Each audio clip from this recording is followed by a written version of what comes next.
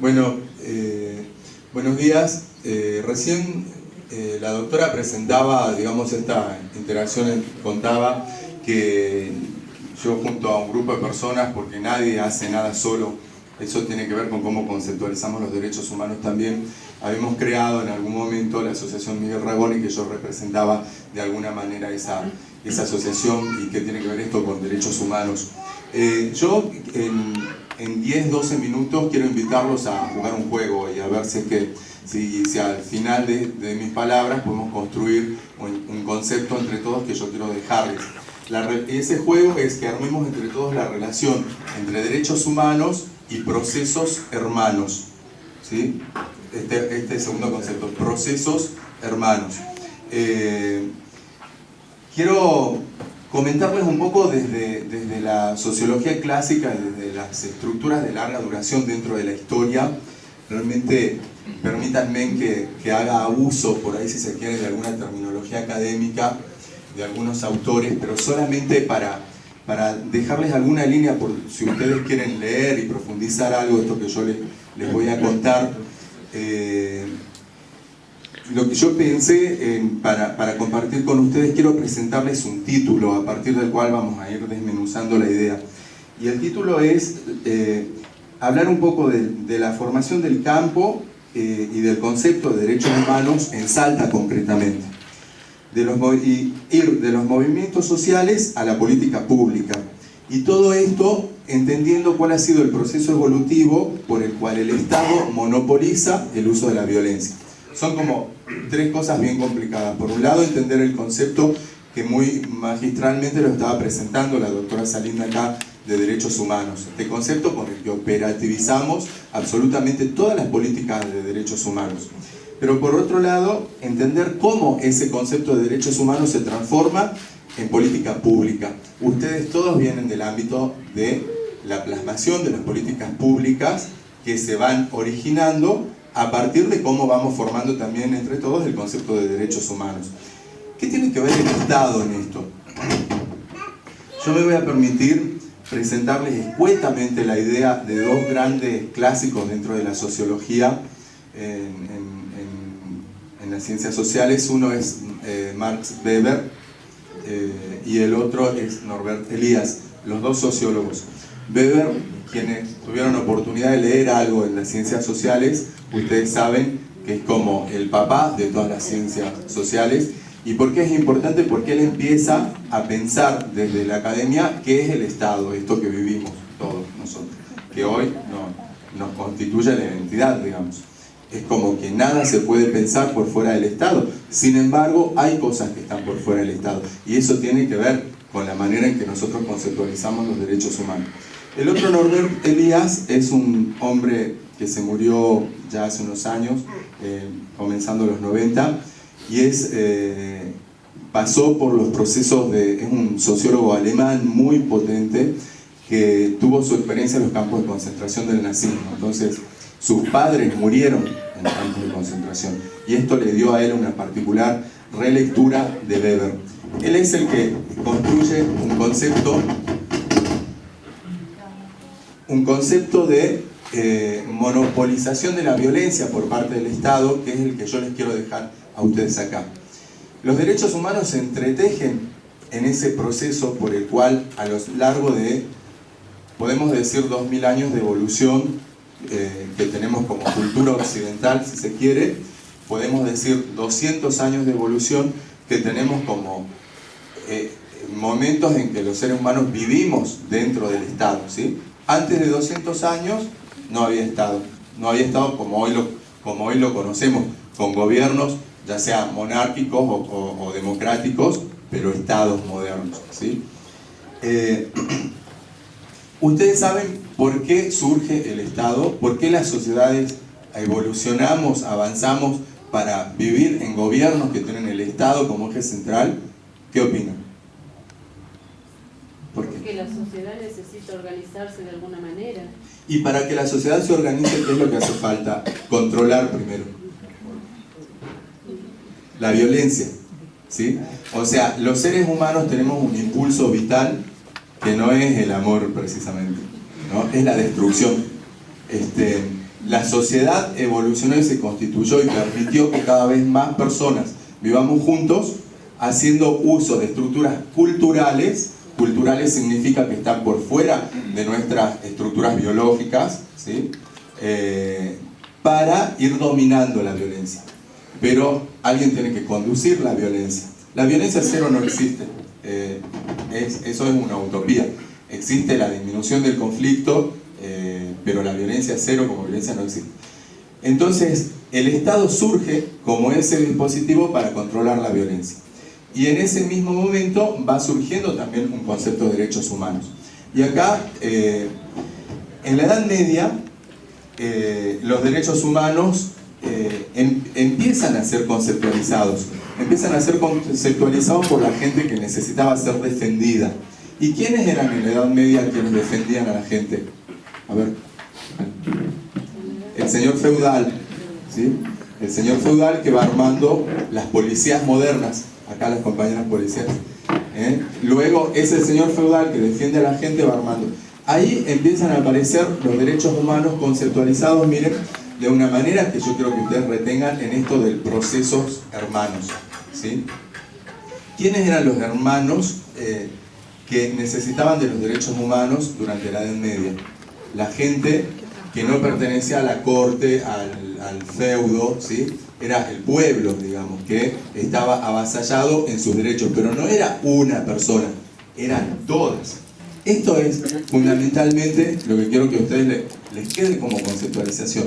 Derechos humanos desde el Estado no es una persona, son grupos de personas, que todos ustedes representan y trabajan con grupos de personas, no con personas aisladas, ¿sí? Y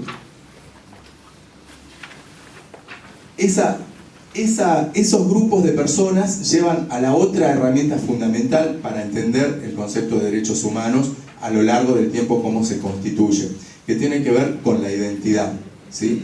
¿Qué es la identidad?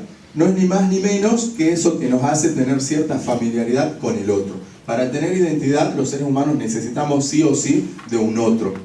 Esto en contra de esta idea que se les ocurrió a algunos loquitos, que la identidad podría tener que ver con la individualidad y que somos todopoderosos y no necesitamos de un otro. Esta idea que estuvo muy en boga en la década de los 90, ¿sí? Que así nos fue también. La identidad nos constituye en la interacción con el otro, pero no solamente pensando cómo somos. O sea, la identidad es el sello que nos hace percibir el mundo, ¿sí? No es algo con lo que podamos trabajar afuera, es algo con lo que miramos el mundo. Por eso, los derechos humanos, en la cúspide de la evolución de la humanidad, producen un estado que va siendo cada vez más reflexivo de sí mismo. La identidad nos hace poder encontrarnos con el otro, pero también incorporar elementos culturales que nos hacen poder pensarnos a nosotros mismos. En la Edad Media, la gente no podía ser reflexiva de qué lugar ocupaba dentro de la sociedad. No existían mecanismos como hoy genera el Estado, como este tipo de charlas que nos permiten pensar reflexivamente dónde estamos parados nosotros y qué queremos hacer. Esas son herramientas de la evolución que hemos ido construyendo. Ahora, para terminar, la identidad va ligado a un concepto fundamental que ha estructurado en Argentina y en Salta el concepto de derechos humanos. Ustedes saben que para que las ideas vayan siendo importantes y se conviertan en ideas que construyan políticas públicas, ¿sí? Una serie de actores tienen que sostenerlas primero, porque los gobiernos no inventan nada, los gobiernos toman lo que la gente y los movimientos sociales van demandando, ¿sí? El Estado aparece en la cultura occidental porque ese pueblo de la Edad Media va demandando cosas y así surge el Estado. La identidad de los derechos humanos tiene que ver con dos cuestiones fundamentales, en Salta y en Argentina particularmente. Primero, con la memoria, ¿sí? Y luego con el uso que se hace de esa memoria para poder construir identidad, con los interrogantes. Y en este sentido quiero terminar tratando de esbozarle la idea esta para que después alguien me pueda decir qué relación hay entre derechos humanos y procesos hermanos. En Argentina, la formación del campo de derechos humanos está permeada por una cuestión política y social fundamental, que ¿cuál habrá sido? A ver, ¿quién se anima a decirlo? Cuando hablamos de derechos humanos, ¿qué es lo primero que pensamos en Argentina? Pensamos dictadura militar. ¿Y cuál es el actor asociado a la dictadura militar? ¿Cuál es la víctima de la dictadura militar? Los desaparecidos. Bueno, ese concepto de dictadura militar es un concepto político, y el concepto sociológico de desaparecido, que se acuña justamente jurídicamente en Argentina y se exporta al mundo, ¿sí?, son los que estructuran la formación del campo de derechos humanos en Argentina. ¿Quiénes lo sostienen? Lo sostienen organizaciones sociales. Por eso la doctora Flavia decía recién esto de la Asociación Ragón y demás, como representando organizaciones sociales de derechos humanos. En Salta, ¿cuáles fueron esas organizaciones sociales o movimientos sociales que empezaron a construir el campo de derechos humanos? ¿Y cuál fue la transformación del Estado y en qué época? A ver, ustedes que son gente que viene del Estado, me van a poder decir, sobre todo las más grandes.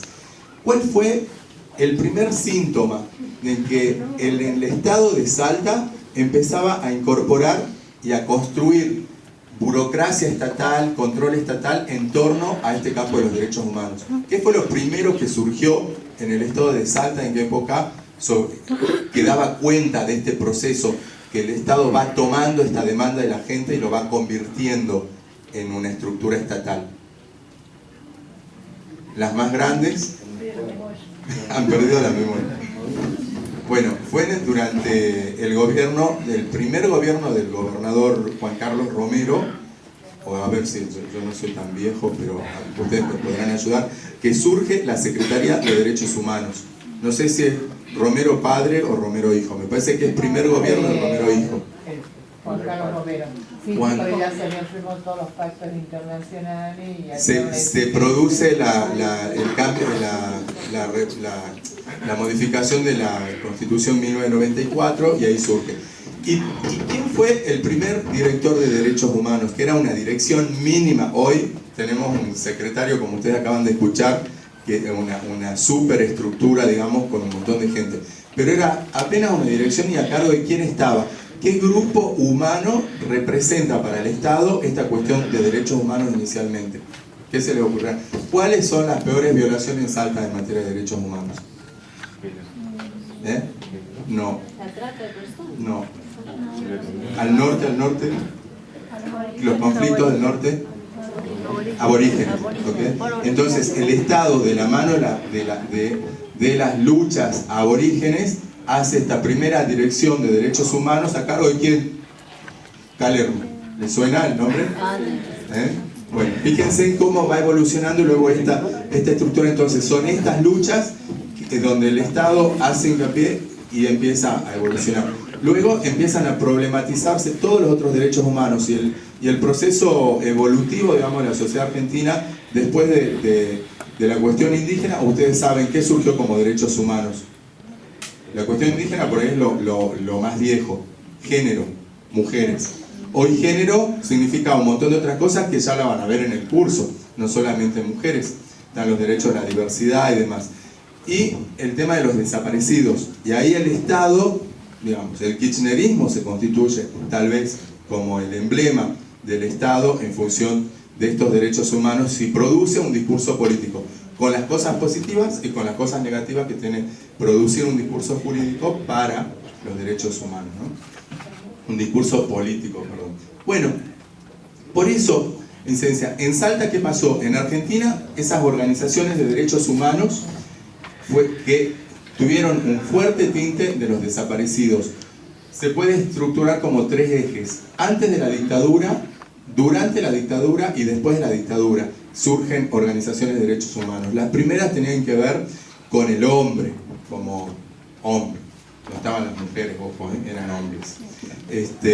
Surge en la década del 60 más o menos, que es la organización que después va a dar derecho, va a dar origen al CELS en su evolución. ¿Ustedes saben qué es el CELS? Verbitsky, ¿les suena? Horacio Verbitsky es el CELS, digamos. Una ONG apoyada con fuerte incidencia política porteña y apoyada por organizaciones a nivel mundial, ¿sí? Con fuerte incidencia en los discursos políticos. Luego surge SERPAJ, Servicio de Paz y Justicia. ¿Quién es Servicio de Paz y Justicia? Pérez Esquivel, Premio Nobel de la Paz. Fíjense en cómo se va estructurando el campo de derechos humanos. Luego, estas son previas a la dictadura. En la dictadura, ¿qué surgen? Re fáciles. Madre Plaza de Mayo. ¿Por qué el movimiento de Madre Plaza de Mayo se vuelve? ¿Cuál fue la estrategia política no reflexiva, no pensada ni planificada de madres para convertirse en ese actor político que hoy son? La búsqueda de los... No, pero como madres ellas tienen una herramienta fundamental, a ver, que tiene que ver con su cuerpo. La maternidad. Ellas, de alguna manera, pudieron convertir en actor político la maternidad de la mujer, ¿sí? Y eso les sirvió, digamos, para todo lo que consiguieron después. En Salta, ¿qué pasó? Ya hablamos de Calermo y esa dirección de derechos humanos. ¿Cuál fue el movimiento en Salta que empezó? Algo de indigenismo. Hubo un intento de Madre Plaza de Mayo que fracasó en la década digamos, durante la dictadura. Ustedes podrán rastrear, hay memorias sueltas, no están sistematizadas, de actores políticos que iban con los pañuelitos a la Plaza 9 de Julio. Por supuesto, eso quedó borrado, habría que ver por qué. Y luego aparecen las organizaciones de derechos humanos, que son 3 o 4, que hoy, digamos, todas tienen articulación con el gobierno, con la Secretaría de Derechos Humanos, en materia de desaparecidos. Esa evolución fueron los juicios, luego empiezan a complejizarse con las otras temáticas, ambiente, acceso a la justicia y demás. Todo eso es lo que ustedes van a estar comprendiendo, y desde los lugares estatales en donde van a estar trabajando para seguir construyendo este campo de derechos humanos para hacer inteligibles las políticas públicas de derechos humanos. Ustedes son herederos de todas esas luchas de organismos a lo largo de la cultura occidental. Hoy tenemos un Estado que nos permite encontrarnos en este salón y poder ser reflexivos de esos lugares donde estamos parados. Y son actores de derechos humanos, porque hoy los derechos humanos están metidos dentro de la estructura del Estado, y ustedes trabajan con esas herramientas burocráticas, que son también herramientas mentales, que son también herramientas emotivas, porque todos nos despertamos a la mañana temprano y decimos quiero cambiar el mundo, y las herramientas de derechos humanos sirven justamente para eso.